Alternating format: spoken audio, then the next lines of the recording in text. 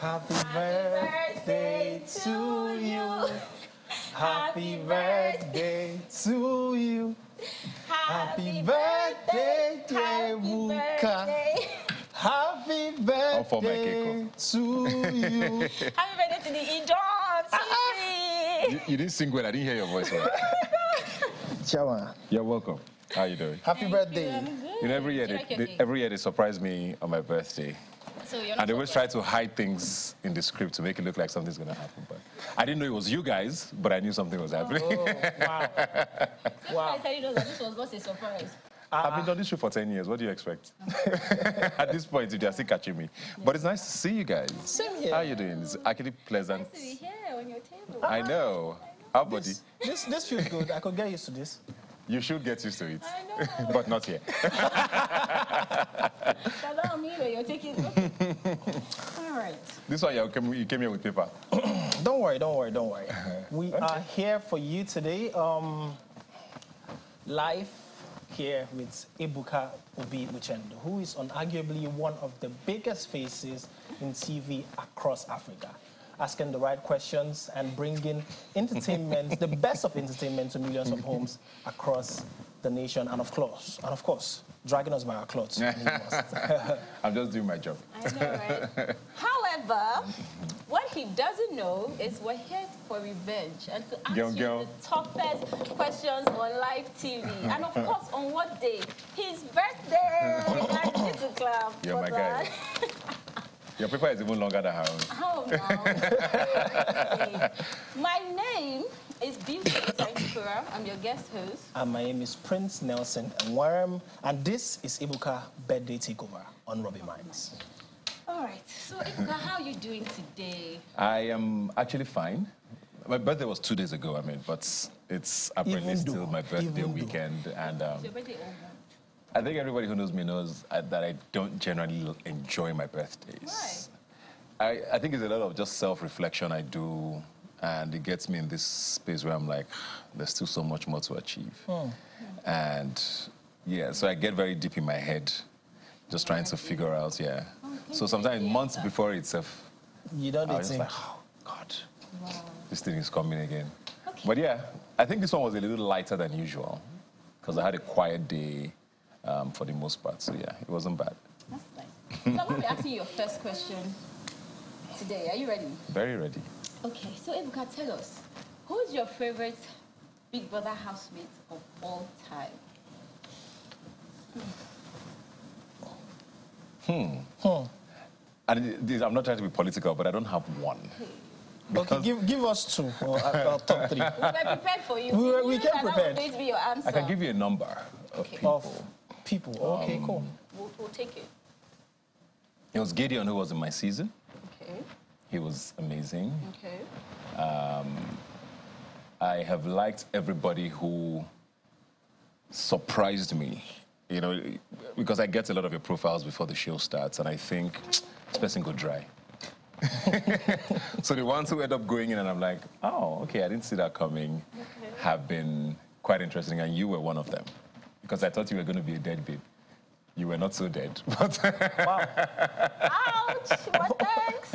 Okay. so that was a little surprising. The people that give me drama, Okay. I don't know if your drama was intentional, but you had a community around you.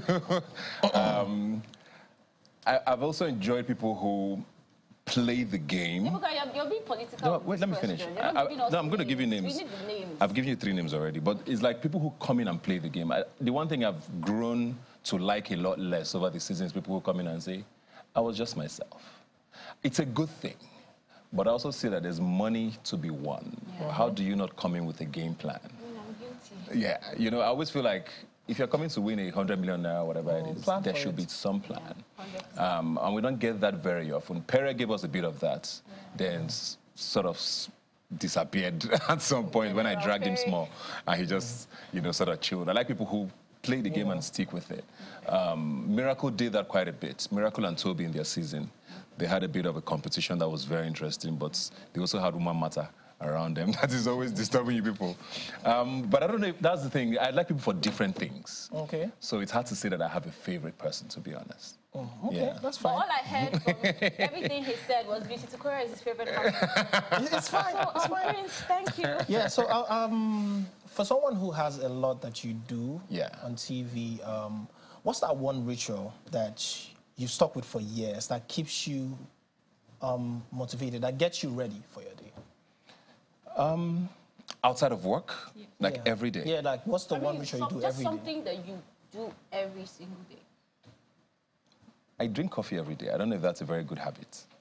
And it's a ritual I enjoy because I brew my own coffee. Oh. I blend the beans and I brew it myself, and then I balance. And I start watching the news at like 7 a.m. before I start my day. So that's kind of how I start my day. And I've stuck with that for years now. My kids even know that once they hear the blending sound, they're like, "Oh, man, I'm started." You know, so that's one thing I know I do every day. With regards to work, I don't know if it is a ritual, but I've found that a lot of the things I do, I enjoy. So if I've done this show now for 10 years. You don't do something for that long if it's not like sweetening you small. And enjoying it just keeps me going. And I just wake up and I'm like looking forward to work already. You don't find a lot of people who look forward to going to work, whatever the work is. But yeah, other than that, I pray before I get on stage every time. So that's another constant. So it's usually a very short prayer. Yeah. Prayer is a constant. It's a very short prayer, just backstage before I sort of Do you want to share prayer of those? It's basically for just the thing to go well. Okay. It's 2, 3, 4 sentences. God, please, this next hour, please, I beg, no for my head, kind of thing.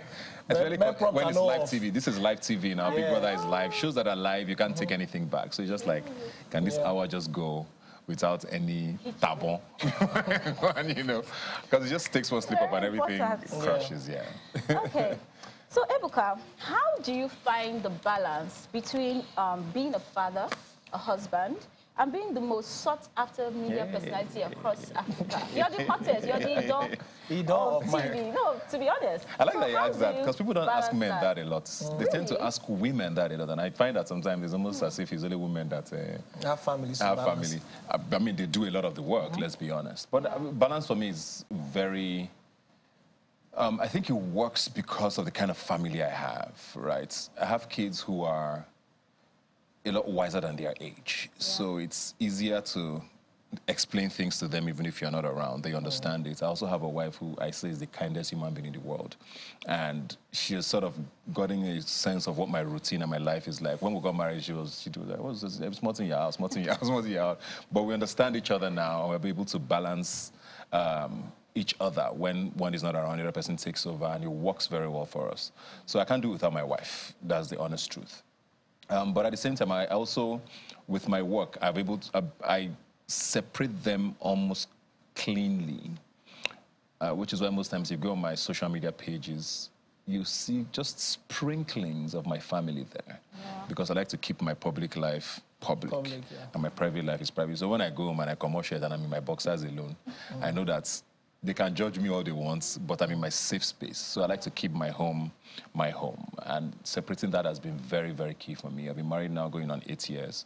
And I think that sanity that I go back to is what keeps me going with work. So when I'm at work, I'm working. When I leave work, I leave work where it is. You've sort of inspired some of us. You know, the thing he said about keeping your private life private and your work, public. I picked that from him, actually. You know, sometimes when I go to my page, I'm like, this is just all work. There's nothing about it here. 90% of my page is work. But then it's okay. It's okay. And that's great because coming from where you've come to the point where you are right now, I want to use that and ask a question. Has there ever been a time that you've looked back? Maybe not now, but has there ever been a time that you look back, across your journey, to get into where you are right now, and you said, I wish I could have gone back in time and not be famous and not be Ebuka? I don't think I've ever, let me say the right words. I've never been a fan of fame. And if you know me, I think you can tell. But I've also understood that it comes with what I do. So I've never courted fame. I've never chased fame. I've never really sort of thrived in it, I'm not the kind of guy who's going to put things out to be talked about. So most times if you see me being talked about, it's because of my work. It's not because I did something outside of my work, you know. So I don't know that I enjoy fame or I've ever really liked it as much. I mean, it comes with its benefits. I can never deny that. But I also understand that it's a necessary evil that comes with having a career that's public. But if you left me with an option, I would take the career with the money that is coming with it. So, that was about to be my follow-up question. So you would have this. Not be famous. You would have this without the fame. Yes. Yes. I would. Easily. Exactly. But I will eat this one. Okay, so my next question for you. What are the top 3? I mean, you're always on TV. You've been on TV for 10 years now. What are the top 3 times you felt embarrassed? I'd up to 3, but I know I've had a couple. By the very first time I did live television, I think I've told this story before, it was with Fumi Yonda. Okay. She had this show she does every year, January 1st, and we had a guest on air that I was meant to interview. This was in 2012, January 1st or 13, I can't remember now. And she had given me this, okay, I want you to come and host this show with me. I'd never done live TV before. Oh, that was your first time. And just like me. Exactly. So she gives me this person's name, then I do a research on her. Yeah. Then I go on air and I ask my very first question. And she says, no, that wasn't me.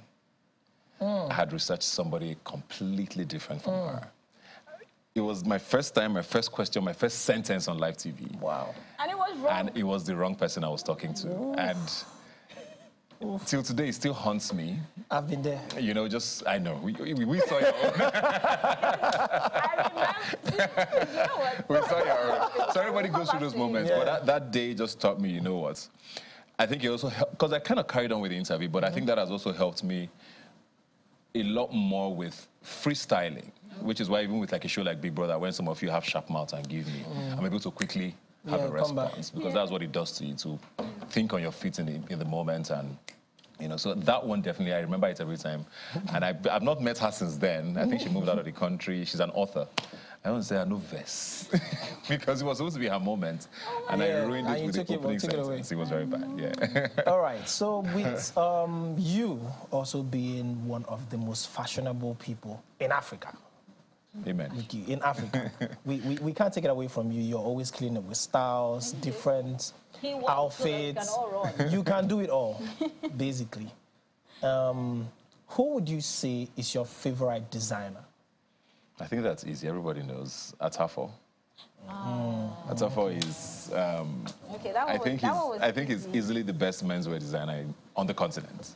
But I've also worked with him for over a decade. So from when he started, and I've seen him just blossom into this amazing. So you've been the ultimate muse. I think so. Yeah. I think so, and I'm very happy to be his muse. Well, that's amazing. Yeah. It's like I worked with him when he was the brand manager of a brand I was an ambassador for after I left Big Brother in 2006. That's when I met him, and I was like, you like this thing you're sewing, why not just, you know. Bring this and then 3 years later, he quit and started what has now become, you know, this amazing. So you can say that you are the one that planted the seed. I don't know, but I like to say it. I say it, but I don't know if it's true, but I like to say it, yeah. Definitely. Okay, so you have multiple degrees in law, but you don't practice. Do you consider your level of success tied to your degree in any way? Yes, a lot of it. How so? Well, maybe also because with eloquence, for example, I mean, studying law helped me. You do all these mock trials. Yes. I went to law school. You are forced to speak publicly. I was a very shy person, so a lot of that started preparing me. I had my master's degree abroad, so it also sort of exposed my mind as well to just understanding how cultures work. So I think in some way, maybe not even directly, but being in that environment where you had to, you know, think on your feet and, you know, use your brain a lot more and read a lot. Because part of what I do now, I have to study a lot of things. Because with Robbing Minds, for example, I talk about multiple topics at the same time. Yeah, so I have to know something about everything. So yeah, I think it has helped me in some way. But the law is still going to come back, though. Money did, yeah. Entertainment law. What do you mean come back? Yeah, we're still going to enter. You want to still go back there? We can always have 800 side gigs. Nothing is stopping us. Okay. Wow, that's good. So, as a star, as a big star that you are, how have you had to deal with loss and every other human feelings with being a huge star? Would you say it's what's the right word? Would you say it's okay to be human as an Ebuka, as a celebrity in the industry? Of course. I mean, I've dealt with one or two heavy moments, friends, family members, but I'm also not the public griever. So, I mean, there are people who express themselves differently. For me, when I grieve or when I experience loss, of course, that's when I go back to that safe space I talk about, where it's your family and they understand your emotions more. Because you find out that when you do a lot of these things publicly, there are people who are trying to look for a reason why you're doing it. And there's a draggable moment for everything. Yeah, trying to connect dots. Especially moments where you're feeling emotional. I go back to my sanctuary. But yeah, I mean, I think everybody should have their safe spaces for things like that. If your safe space is social media, why not? You know, if your safe space is your family, if it's your boyfriend or your husband or your girlfriend, it probably is for some people. There are people who go there. I mean, the last guest I had started content creation because he was depressed, and he went there to express himself. So if whatever it is for you, and he found a community of depressed people. I don't know, but I mean, it helped. I mean, I guess expressing himself helps him release, you know, stuff. So you never know. Okay, so Ebuka, this one, I've been dying to ask you this because even as tiny as I am, my DMs are full. You know, these people, they just come in, they're just requests every day. So I know many people would kill to see what your DM, you know, looks like. But what's your Instagram DM like, really? Like, what kind of characters and personalities do you have? All sorts of things. It is all sorts of things. Give us I think I'm thankful. Give us some insights. I don't get so many images anymore. I used to get some images before what kind that of way. images? I used to start. Yes. That doesn't happen as often. It happens, but not as often anymore. Wow. But I get people who are very intentional with the way they express. They even reply a story with me and my wife and say, "Congrats, but." Just in case you are, you know, and it's very... Is that not a violation? Wow. That's a violation right there. But I mean, I don't shut anybody down, but I also don't just address anything. They should, you know, exist in this space. Then last question. What is one thing you wish you knew before going to the Big Brother house? This is many years back. What's the one thing? Big Brother was so different back then. What's the one thing I wish I knew? To phrase it, let me say to phrase it because of the time when it happened. What is one thing you think you should have known before going into entertainment? Yes, entertainment. I think maybe just being more self-aware and not care a lot about what people say. Be more self-aware. If you do something and you believe in it, that's all that matters. But then, if you say you don't care about what people say, what if it's something you should actually care about and not caring leads to, like, you know, issues and what?